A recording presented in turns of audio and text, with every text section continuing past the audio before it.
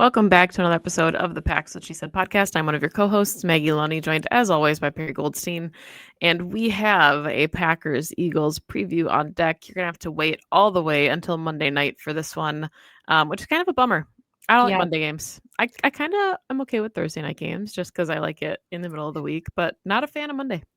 See, I like when my team gets extra rest. So I'm not a fan of Thursday. I am personally, but having to wait until Monday night does kind of suck. However, if it also sucks if you are like me and you use YouTube TV to watch all of your live sports games and they're in a absolute brawl with ESPN right now. Yep. So luckily, I have an alternative way to watch on the ESPN app, but ridiculous. I was going to say yar. But like people are, this is ridiculous, and some people can't watch this game because of this. Like, just absolutely absurd. That's my spiel. Anyway, the Packers need the extra day of rest, so I'm okay with it. I'm okay with it. Also works because I'm away this weekend, so I don't have to worry about figuring out how to watch on Sunday. You know, I like the Sunday games when there's a victory Monday that comes after that. But if it's like a not great game on Monday and then, you're not getting to enjoy a victory Tuesday, then it's like, oh man, that was the most Monday to possibly Monday. But enough about our preferences when we're watching football. We have a 6-2 Eagles team coming to Lambeau Field, and I think some of the narrative surrounding this is that the Eagles obviously were the ones that beat the Packers twice last season, bounced them out of the playoffs, won the Super Bowl. But they have not looked quite like themselves this season. Still a very good football team, still arguably the cream of the crop in the NFC. But I think there's areas for this Packers team to exploit if they don't play the way that they did against Carolina. So maybe that is a good place to start. Or before we do that, we should probably really quickly touch on the trade deadline as expected.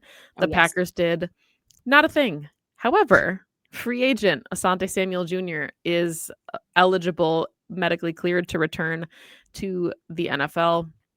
So he has 3 visits as a free agent with the Packers, notably the Panthers and the Vikings. So we'll see if anything comes of that. But it does look like the Packers are potentially thinking about adding to their cornerback room, especially as we found out, Perry, right after we published the show on Monday, that Nate Hobbs is likely sidelined for a couple weeks with an injury. So we'll see what happens. Even if he signed, it's probably unlikely that he would play as quickly as Monday night, but potential for the Packers to bring in another body in the cornerback room and somebody that a lot of Packer fans were honestly really high on in that 2021 draft class.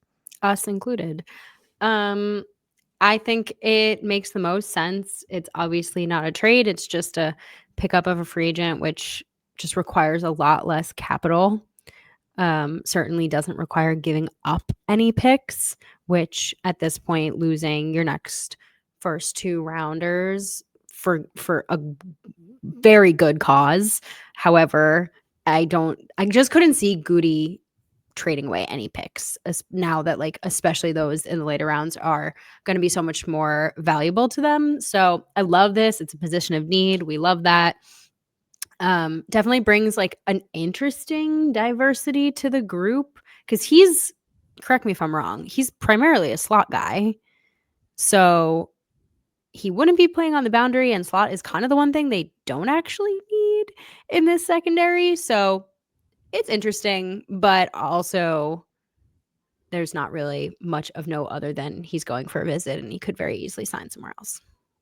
Yeah, I mean, I think he's a little bit undersized to play on the boundary, but certainly wouldn't be out of the realm of possibilities. Or if he's a kind of souped up version of what they envisioned Nate Hobbs being, right, where he comes in on like third down, obvious passing downs and replaces Bullard in some of those looks. But yeah, so we'll see what happens with Asante Samuel Jr. And his visit. I don't believe it was today. We're recording this on Wednesday. But yeah, let's start then with this Eagles team. I guess, what are your initial impressions of them, considering, like we said, they're still 6-2 despite it being a quote unquote kind of down year for them? I mean, they have an excellent roster. I think that was the first thing I said before we recorded when I pulled up their depth chart. So when this team is firing on all cylinders, they're very scary.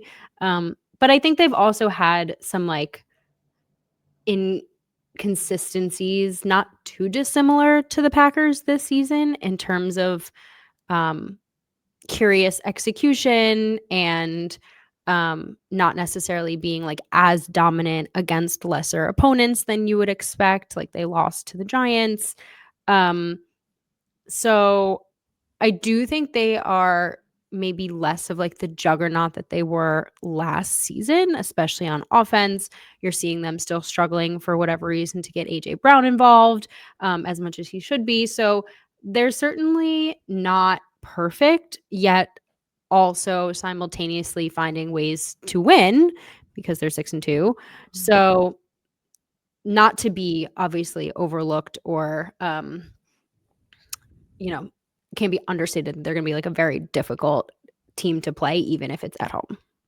Yeah, and I think they're in an interesting situation because they are 10th right now in the league in points for, averaging 26 points a game, 19th in points against, giving up 23.1 points per game.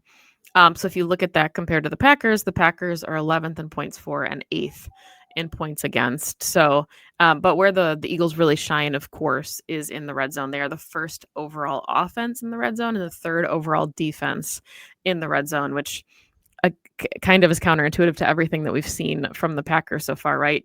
Especially like the Packers are really good on third downs. The Eagles are 28th on third down offense, 26th on third down defense. So like very interesting strategies, I think, for both of these teams. Like if the Eagles can march all the way down the field, it's all but a sure thing they're going to put up points. Yeah. Whereas if you're able to make them get into third and long situations, that is statistically where they have been struggling. So we'll see, right? The Panthers kind of handed out the blueprint. If you haven't read Ben Solak's article about the Packers and what their offense needs to do to be successful, highly recommend checking that out over at ESPN. It was a really fantastic piece. I think it came out on Monday, but kind of walks through that same thought process, right? Is you have a quarterback like Jordan Love who you want to be able to take the reins off, and opposing defenses are going to say, okay, but what if we don't give you the ability Yeah. to do that? And we saw what that did to the rhythm of the Packers offense against Carolina. So, especially when the Eagles have better horses to be able to get that done with their secondary and a phenomenal, one of the best slots in the league in the Cooper DeJean. Yeah. Two things I want to hit on there. One is the Packers defense of late has been a little bit of that like bend don't break and really clamping down, holding teams to field goals. And I don't know if that's going to be the blueprint for this one, considering how good the Eagles are when they do get into favorable um, field position in order to score. So that makes me a little bit nervous. The second is, again, just like you said, this is opposing teams have been able to kind of, to your point, take away the deep shot, playing that like classic too high, etc. Um, the Eagles have an excellent secondary, so Jordan's going to have to be really, really on the money in terms of accuracy, and also the receivers are also going to have to be able to either get separation and or win those 50-50 balls because the Eagles will take away the ball. I do feel like, and we said this in our post-game show for the Panthers, but like the key and the way this Packers offense gets rolling is some of that like intermediate stuff. And I think that's really the way to exploit this Eagles defense.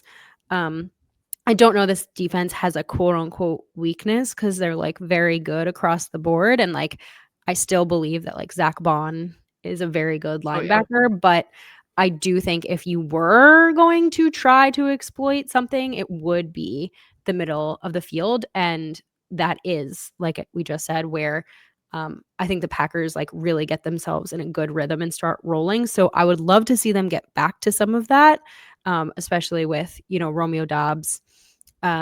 He's been so excellent on those routes this season. But they're just going to have to be like nails in terms of execution. Yeah, I think that's a good way to put it when you look at this offense. Like we saw quite a few self-inflicted penalties on this Packers team against Carolina. And, they were in a position to score and then they had the fumble and then they were driving the ball really nicely and then they threw a pick, right? Like those Mhm. are the things. If you do that to the Eagles, you're probably giving them a 14-point swing, right? Like they hung around against the Panthers, but I don't see that happening on Monday night if you give them extra opportunities. And their Yeah. defense didn't have any takeaways against the Giants the last time they played, but their defense has, multiple two turnover games. Their offense is protecting the ball really well. Offense has only given the ball up 3 times all season. Wow. So it's certainly not going to be the kind of game where the Packers are going to go in and give their offense a ton of additional opportunities to score, right? Like every drive for this Packers team, especially if, teams are following that Carolina blueprint, if they only get 6 or 7 possessions in this game, they're going to have to put up points here. And I don't think they're going to be able to Yeah. settle for field goals. This is I mean, you went right exactly into what my next point was going to be was you cannot against the Eagles. I mean, you couldn't do it last week either, but they were in it to your point just now, but especially against teams like you cannot go 0-4 in the red zone. You have to be putting up 7 every single time you get into the red zone.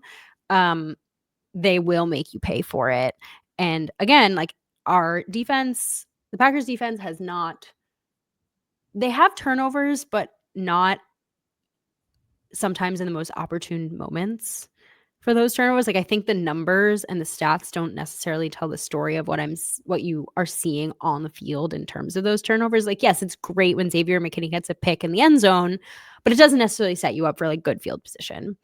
And again, I just don't know that that's something that they're going to be able to rely on. They're certainly not going to be able to rely on special teams to get them into good field position. So this is going to be a game of like long 8, 10, 12 play drives where there's a lot more room for error. And then you get down into the red zone and you have to finish. It's not it's something we've seen the Packers do. We haven't seen it more recently. But I mean, I think you make an excellent point. That's like when you have that opportunity with the ball on a drive, you have to think like this is going to be 7 or bust because I might not get the ball back for another 10, 12 minutes.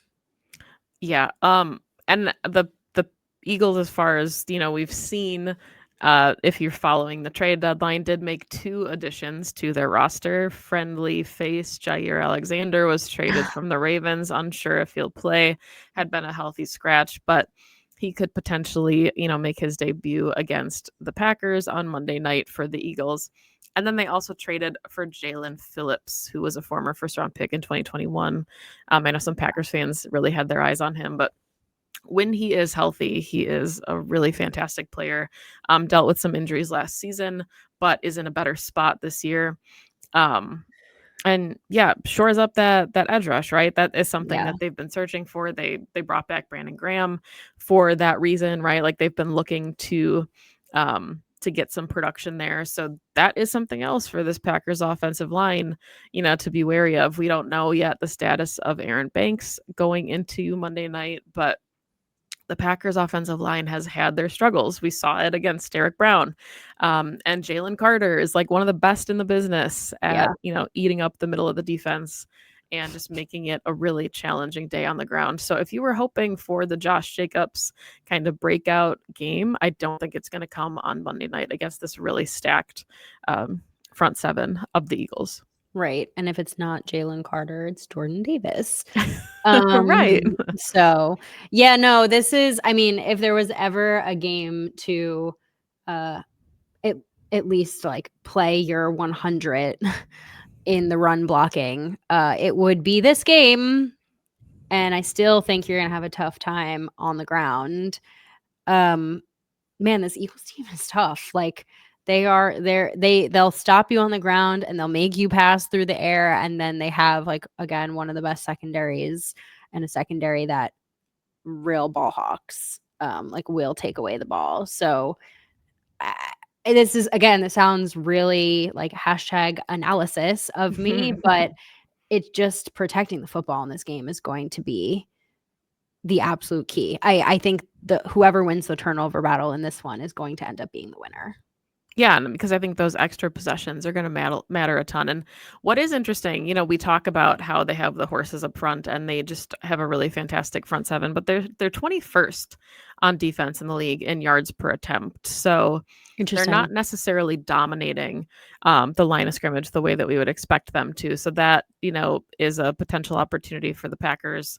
I'm really curious to see what Luke Musgrave looks like in a bigger role, because we know that Tucker Craft was so good, not only in the seam, but the yards after catch component that is so vital, I think, to sustaining drives and makes a difference, right? We saw the production that most got like 90% of his yards came after the catch against Pittsburgh. Yeah. And then you saw what happens when he exited the game against Carolina. So his absence is notable. Nobody's going to come in and fill that void, right? But hoping that the rest of the unit can come in and kind of to mitigate some of that. We don't know what's happening with Matthew Golden. He's kind of week to week. So we'll see about him. But Christian Watson, seems to have at least one big play a game since his return, and he's Yeah. still kind of getting comfortable. Romeo Dobbs has been really reliable. So there's certainly opportunities for this offense to get rolling, right? It's just Yeah. a matter of being on their P's and Q's, I think, is Yeah. the key here. Dot your I's and cross your T's if we're going to continue the alphabet analogy. If you had one player on offense that you think is like going to be the key to kind of keeping this offense rolling, keeping this offense on the field, who would it be? I'll take the layup. It's Jordan Love. I think it's gotta live or die by Jordan. And there's certain games where, he might not be playing his best, but like the run game is really cooking. Or, if he doesn't have any time to set his feet and throw the ball, like if this Eagles pass rush is just getting to him and he's off his spot, it's gonna be a long day, especially if he feels like he has to throw some of those big shots, right? If they're dinking and dunking Mm, and he's taken, you know, 2 or 3 yard out routes and he's just getting frustrated and he's trying to force the ball down the field because they're in a position where they feel they need to score, that's when I think things can go kind of yeah. awry for him. Yeah. So if he plays his clean game and the brand of football that he's capable of playing, takes some of those intermediate opportunities and then maybe even like hits on 1 or 2 deep shots, I think then it becomes a very winnable game for the Packers. Totally. I mentioned him earlier, but I think it's Romeo. I think to your point, if Jordan Love feels at all rattled, Romeo's really been the security blanket. He's been really good in the intermediate stuff. He's been like just finding the holes in the zone. He's had a few bad drops in those moments, but he's getting open. And I really genuinely believe that 9 times out of 10, if you get him with even a margin of separation, he's going to bring the ball down. So I think Jordan's going to really have to look to him. I would love to say it's like Christian Watson or Matthew Golden if he plays, but at the end of the day, like who's your most reliable, consistent guy? And it's 87. So that's kind of where I'm at with it. My other key, not a player, but just a process key, I guess, is let's have less third downs. Like, I think what Matt does, again, hashtag analysis. I think what Matt does from a play calling perspective on first and second down is what I'm going to be watching pretty Yeah. early on in this game. Because if the first couple of drives that the Packers have on offense, they're getting into these, even it's 3rd and 2, 3rd and 4, like 3rd and short still, I think they're going to have a really, everything is just going to feel very difficult all day on offense. But if they can start to get, even if it's just like 8 yards here, 6 yards there, and really start moving the ball and only getting into third down a handful of times in a drive, 1, 2 times, the Packers are going to move the ball. I just don't, I guess I think that this Eagles team is going to be really stout if they get into like a favorable 3rd and long situation, and I expect if that starts happening that they're going to get the Packers off the field. Yeah, and I think that is, a good place to segue here and talk about the Packers defense, because if there was a concern taking special teams off the board, because special teams is always a concern, but if you said like, are you more worried about the Packers offense being successful or the Packers defense? I think going into this, I would say the Packers defense. Interesting. Um, I think the Packers offense can score on anybody. We've seen them score on anybody this season. In spurts, right? In moments. I'm not saying they've done that against every defense. Um, but they do have the ability to do that. And I think that the players that they have are going to be capable of matching up with the pieces on the Eagles defense. My concern, you know, Rico Dowdle had like a career day on Sunday against this Packers front, who picked the absolute worst time of the season to start having fits in the run game. Like they had been so reliable against the run. And now they've got Saquon Barkley coming to town, who by his standards is having a down year, but still one of the best backs in the league. Um, Right. You've got, we don't know what Colby Wooden's situation is. We're still kind of waiting on the injury report to see if he's going to be able to play. But without him, that certainly, stacks things against you. You've got Devontae Wyatt, you've got other bodies, right? But nobody to really stuff the run to the capacity that the Eagles have some of those big guys up front. Right.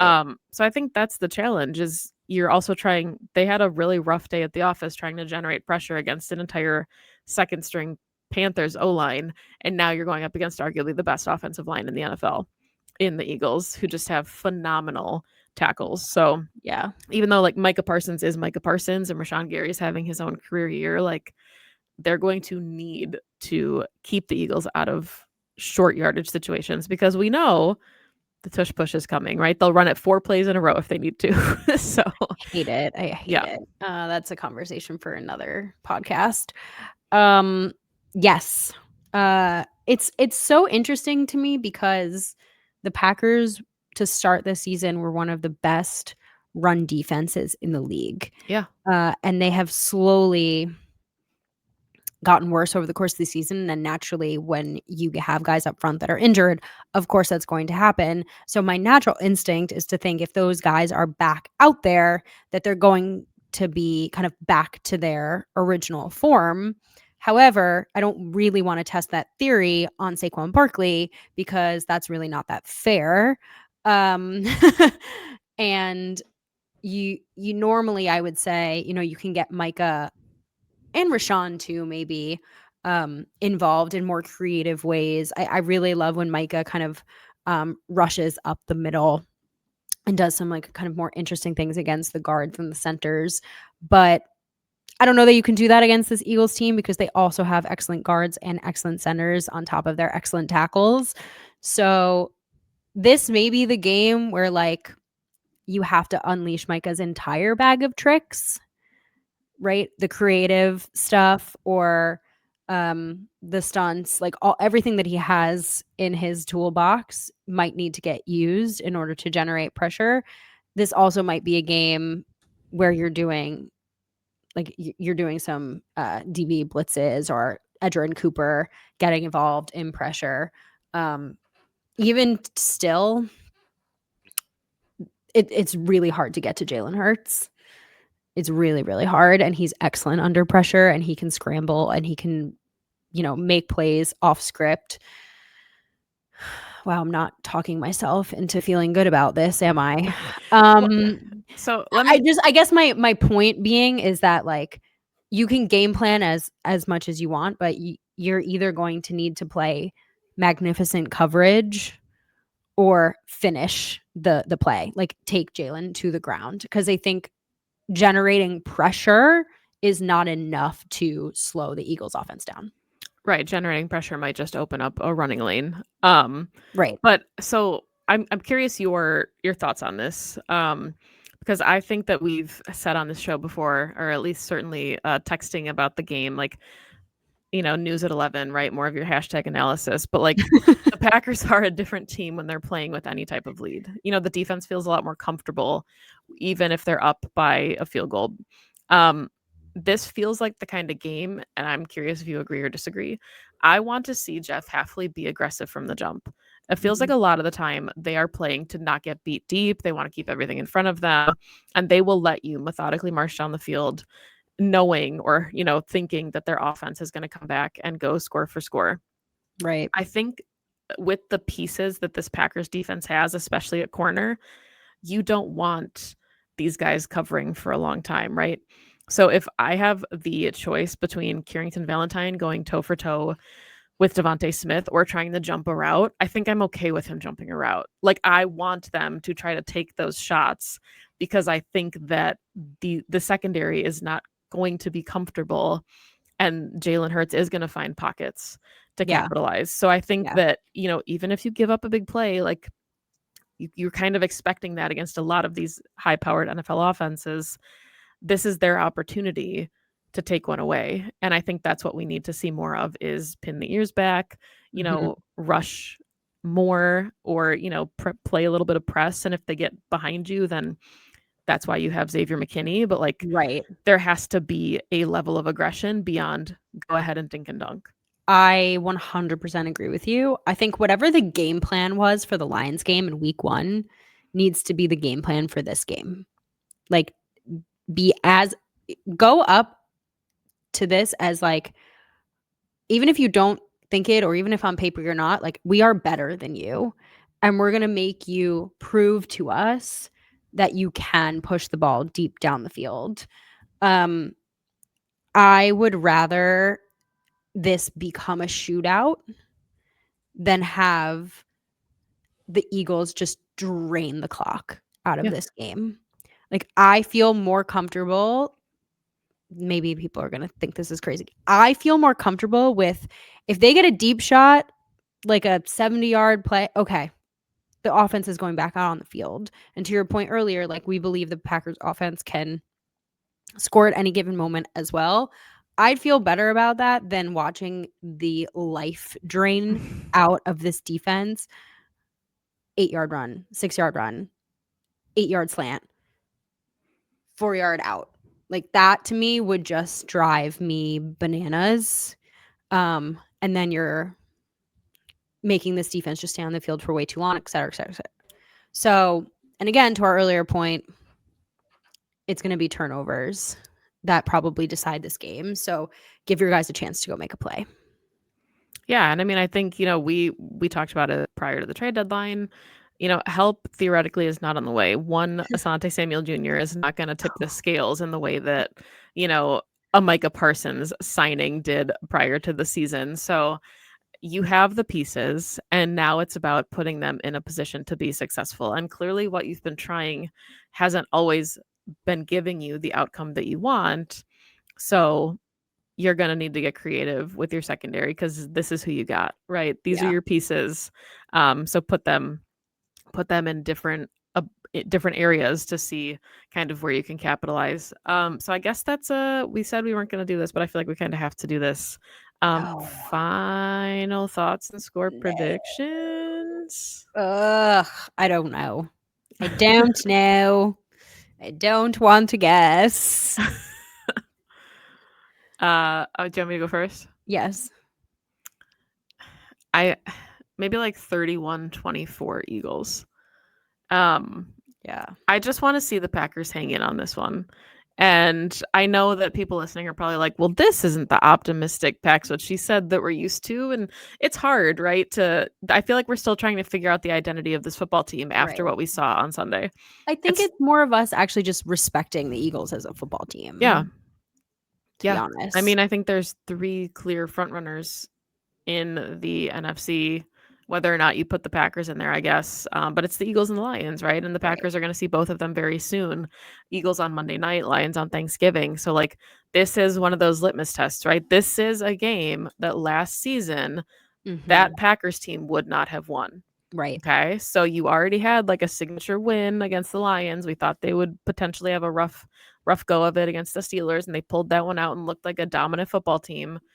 So, how you look in this game, win or loss, is going to tell us a lot about how this team can stack up down the stretch because they've got the Giants, who are kind of an enigma, right? They probably not their season, but are playing better than their record would indicate. You've got the Vikings, of course, who just beat the Lions. You've got the Lions, then you've got the Bears twice. You've got the Broncos, who are, taking it to everybody in the AFC. So, this is your measuring stick game, and Right. how they respond after an embarrassment like the Carolina game, I think is gonna tell us a lot about where this Packers team can go. Yeah. I think that's well said. And since I don't want to guess this game, I'm going to go with whatever Maggie says. Okay, Okay, but because we said that, now the Packers will win by like 30. I So, mean, that would be great. I know. I'll say I completely agree with you about like the way they show up. And I said mhm, this after the Panthers game, and I stand by it. Like, if they lose this game, they're losing a game to an excellent opponent. I don't love it because it's home. Like, I think the mhm. Packers should be winning every single game that they have at home, but that hasn't happened. So that can't happen anymore. They lost last weekend, but the way they get up for this one is going to be much more telling around where they are and how they bounce back from bad losses versus if they look like they're sleepwalking through this game again. Yeah. Typically, I will say, typically the Packers under the lights and in prime time play excellent football. So I think being home under the lights, national primetime game, coming off a bad loss, like, I'd imagine the piss is gonna be hot. Like, I cannot imagine that they are feeling good right now, and they have an extra day to practice, extra day to rest up, extra day to get back, some of their injured guys. So, they're being set up for success. I'll say that. They're being Mhm. set up for success, but they're getting a tough opponent. Yeah. And I think you said it last week as well here, but um the way that they showed up against the Panthers was really shocking. It was a home game after a long stretch away. It was Jordan Love's birthday. Like, you were in your cool throwbacks. It should have been something that you could get excited about. Now, you've got the reigning Super Bowl champs coming to Lambeau, to your point, in prime time after an embarrassing loss. Like, if this isn't a game that you want to just punch your opponent in the mouth from the whistle, then I don't know the mettle of this team. You know what I mean? Like, this Yeah, has yeah. to be the response. The So, team that bounced you from the playoffs. That mhm, game was brutal to watch from the jump, from literally before the first snap with the Nixon fumble. Like, this should be a revenge game for the mhm. Packers. Yeah, and I mean, if we're talking like pie in the sky, you are right now. You're one of the front runners in the NFC, and if we're talking about the possibility of a first round bye down the line, like, win the tiebreaker. Like, this Yeah. is it could come down to something like that. So, Yeah. get up for this one, Green Bay. If you're gonna be there, have a ton of fun. My voice is still coming back, still hurts, so I expect the same out of everybody in the stands on Monday night. Should be a ton of fun, of course. Cool to see, the reigning Super Bowl champs, and hoping that the Packers will be in that same conversation. But we'll be back probably on Tuesday, I would imagine, to talk about hopefully a win with both of Perry's cats. If you're watching on YouTube, also coming in to share They're their also hoping opinions. for a win, clearly. Right? Being They're very like, our cute mom right is now. sad when the Packers lose. So, all right. That is all the time that we have for today. You can find us on YouTube and on social media at PWSS Podcast or at Pax What She Said. We do read the comments. So if you're watching on YouTube, we love to read it every week. We have some fun with those. So thank you all for the comments. It's a ton of fun to chat with you, even if we don't always respond. Um, and you can find Perry at Perry_Goldstein, me at Maggie J. Loney. And we'll see. Should be a really good game. Go Pack Go. Yep. Go Pack Go.